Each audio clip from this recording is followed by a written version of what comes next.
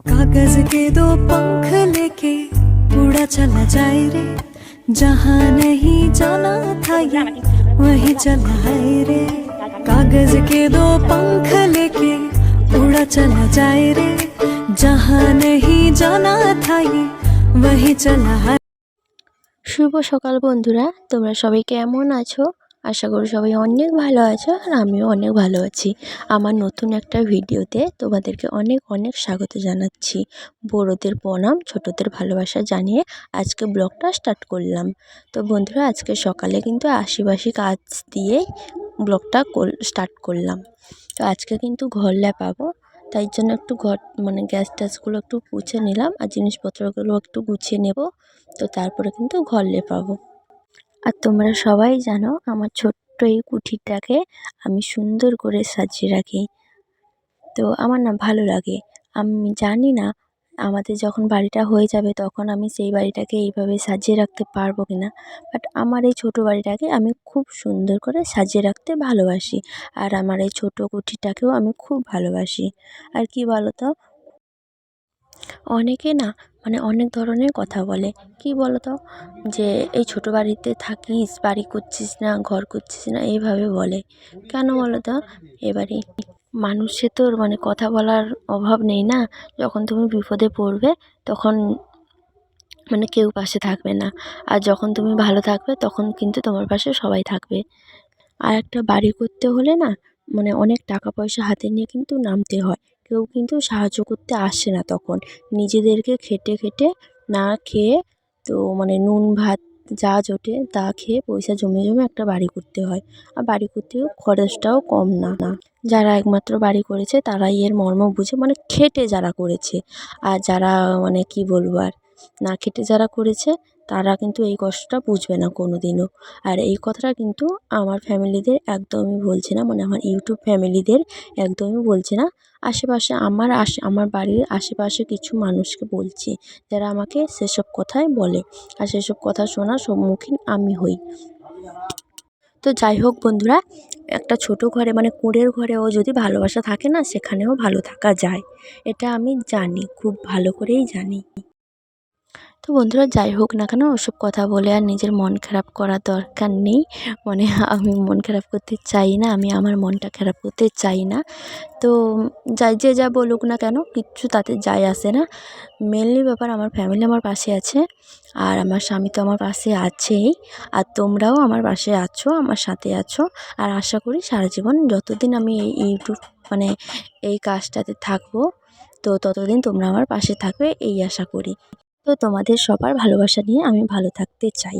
তো সেটা কুঁড়ের ঘর হোক বা পাকা বাড়ি হোক। তো যাই হোক, দেখো বন্ধুরা, এখানে কিন্তু আমি ঝাড় দিয়ে নিচ্ছি।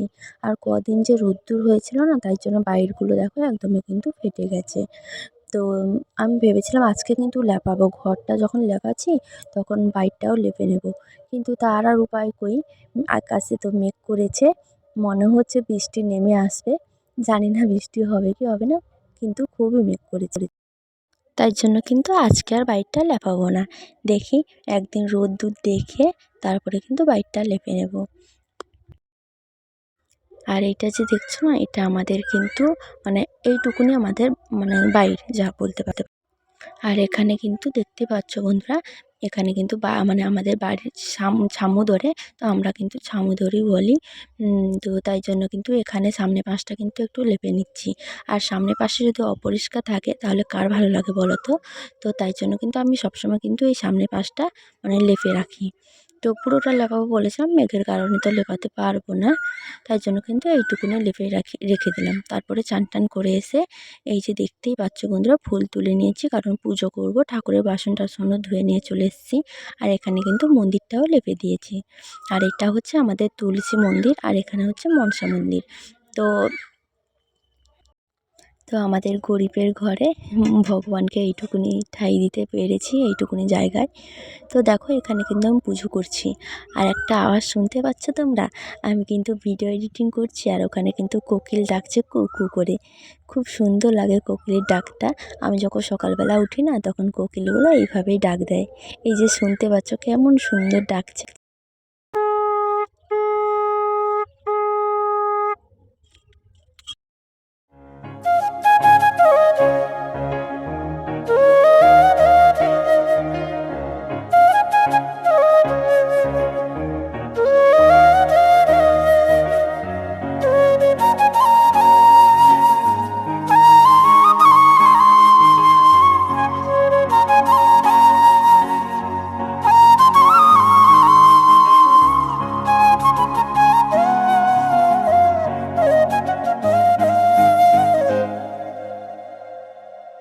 তো বন্ধুরা আমার কিন্তু পুজো করা কমপ্লিট হয়ে গেলো। আজকে কিন্তু এই শাড়িটা পরে পুজো করেছি।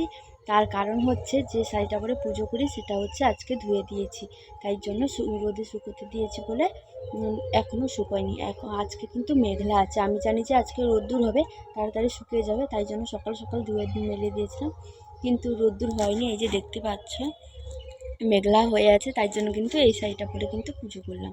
তো চলো বন্ধুরা আমি কিন্তু খেয়ে নিই, তারপরে কিন্তু তোমাদের সামনে আসছি। তো বন্ধুরা তারপরে এই যে দেখতে পাচ্ছ এখানে নিয়ে নিয়েছি ভিজে ভাত, একটা কাঁচা লঙ্কা, আলু ভাজা আর পেঁয়াজ। তো এটা ছিল আজকে সকালের খাবার। তো বন্ধুরা সকালে খাওয়া দাওয়া করার পরে হঠাৎ করে এই যে দেখতে পাচ্ছ মাথা যন্ত্রণায় ছটফট করছি, একদমই ভালো লাগছে না। তো দেখো এখানে কিন্তু বাবা পুকুরে জাল দিয়ে মাছ ধরেছিল, সেগুলো কিন্তু মা কিন্তু রান্না করেছে। আমি কিন্তু আজকে একদমই রান্না করতে পারিনি, কারণ খুবই মাথা যন্ত্রণা করছে আমার। এখানে দেখো মা কিন্তু চুনো মাছগুলোকে মাখা করেছে ভালো করে, আর করেছে কাঁচকলা আলু দিয়ে জিরে দিয়ে ঝোল। তো দেখো তারপর কিন্তু আমি এখানে খেতে বসে গেছি। তো কি বলো তো বন্ধুরা, হঠাৎ করে শরীরটা অসুস্থ হয়ে যাবে আমিও বুঝতে পারিনি। তো আমি খাওয়া দাওয়া করে নিই। তো বন্ধুরা এইমাত্র খাওয়া দাওয়া করে উঠলাম। তো শরীরটা একদমই ভালো নেই, হঠাৎ করে মানে সকালবেলা ভিজা ভাত খাওয়ার পরে কিন্তু শরীরটা একদমই অসুস্থ, মানে মাথা এত যন্ত্রণা করছে কি বলবো তোমাদেরকে। মানে তোমাদের সঙ্গে যে কথা বলছি এখনও একদমই ইচ্ছে করছে না, মনে হচ্ছে চুপচাপ শুয়ে থাকি, কেউ যেন কথা না বলে, তো চুপচাপ শুয়ে থাকি। তো তারপরে ভাবলাম যে ব্লগটা তো শেষ করতে হবে, তাই না, কন্টিনিউ না করতে পারি। তো তোমাদেরকে জানিয়ে দিই যে ব্লগটা কন্টিনিউ করতে পারলাম না। তো হ্যাঁ বন্ধুরা, ব্লগটা কন্টিনিউ করতে পারলাম না, শরীরটা খুবই অসুস্থ, প্রচুর মাথা যন্ত্রণা করছে, কি জানি ভিজে ভাত খাওয়ার কারণে অ্যাসিড হয়ে গেল না কি জানি না। তো আজকে কিন্তু মা রান্না করেছে, আমি কিন্তু রান্না করতে পারিনি। তো আমি ঘুমিয়েছিলাম, মা কিন্তু ডেকে মানে বললো যে খেয়ে নাও, তাই যে আমি উঠে করে মানে খেয়ে নিলাম। তো খেয়ে দিয়ে এখন ভাবলাম যে ব্লগটা শেষ করে দিই। তো তোমাদেরকে এর আগে কিন্তু 5-6 দিন আগে একটা ব্লগ দিয়েছিলাম, তোমাদেরকে বলেছিলাম যে একদিন ছাড়া একদিন ব্লগ দেবো তোমাদেরকে, কিন্তু দিতে পারি না, ইচ্ছে করে দিই না, কেন বলো তো। প্রত্যেক দিনই সেই বাড়ির কাজ, একই সব কিছু, তার জন্য দেই না তোমাদেরকে। প্রত্যেক দিন একই মানে সব কিছু একই, কাজ বাজ সব কিছু একই, দেখতে কি ভালো লাগে না? আমারও ভিডিও করতে ভালো লাগে? একদমই ভালো লাগে না আমার। তোমাদের দেখতে কেমন লাগে সেটা তো আমি জানি না। আর যদি ভালো লেগে থাকে, অবশ্যই ভালো লাগে, তার জন্য আমার ভিডিওগুলো দেখো তোমরা, মানে যতজন আমার ফ্যামিলি আছো, ইউটিউব ফ্যামিলি, ভালো লাগে বলে ভিডিওগুলো দেখো। তো আমার কিন্তু সত্যি কথা বলতে আমার কিন্তু প্রত্যেক দিন একই কাজ বাজ, একই সব কিছু, মানে তোমাদের সঙ্গে শেয়ার করতে আমার ভালো লাগে না। তো কি হতো, একটু বাইরে বেরোলাম, মানে কোথাও ঘুরতে গেলাম, কি একটু আনন্দ করলাম, সবার সঙ্গে এ করলাম, সে তেমনটা না, বাড়িতে একাই থাকি, একাই তোমাদের সঙ্গে বক বক করি, আর কিছু তো মানে তেমন কিছু দেখানোর নেই। তো তোমাদের দাদাভাই বাড়িতে এলে কিন্তু ভালো ভালো ব্লগ আসবে, ভালো ভালো ভিডিও দেবো, কারণ ও এলে কিন্তু এদিক সেদিক একটু ঘুরতে যেতে পারবো।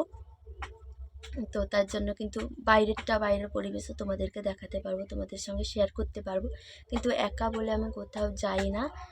তো তার জন্য তোমাদের সঙ্গে শেয়ারও করতে পারি না, বাড়িতে যেইটুকুনি কাজকর্ম করি সেইটুকুনি তোমাদের সঙ্গে শেয়ার করি।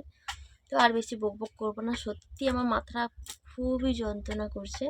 তো চলো বন্ধুরা, সবাই ভালো থেকো, সুস্থ থেকো। আজকে কিন্তু ব্লগটা কন্টিনিউ করতে পারলাম না, সরি, তার জন্য ক্ষমা চেয়ে নিলাম। তো কালকে কিন্তু আমি কন্টিনিউ ব্লগ করার চেষ্টা করব, যদি শরীরটা ভালো থাকে তোমাদের সঙ্গে ভিডিও শেয়ার করব। তো চলো সবাই ভালো থেকো, সুস্থ থেকো, ভগবানের কাছে এই প্রার্থনা করে আজকে ব্লগটা এখানে শেষ করলাম।